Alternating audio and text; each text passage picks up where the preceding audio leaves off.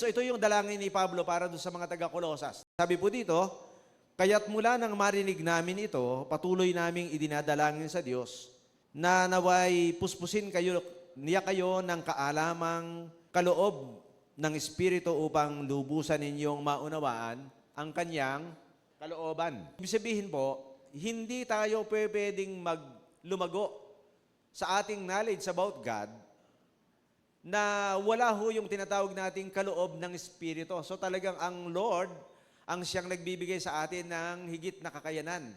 Kaya di ba sa mga panahon ng ating mga pagbabasa ng Bible, lagi nating sinasabi kay Lord, Lord, kausapin mo ako. Panginoon, pwede bang mag-reveal ka sa akin ng mga katotohanan mula sa iyong mga salita? Di ba? Kahit sa ating pakikinig, dapat sinasabi ng ating utak yan, ng puso natin kay Lord, Panginoon, buksan mo naman yung puso ko. Maunawaan ko ang message ngayong umaga. Umuwi ako ng masaya dahil mayroon akong bit-bit na mensahe mula sa iyo. Dapat ganun yung puso natin.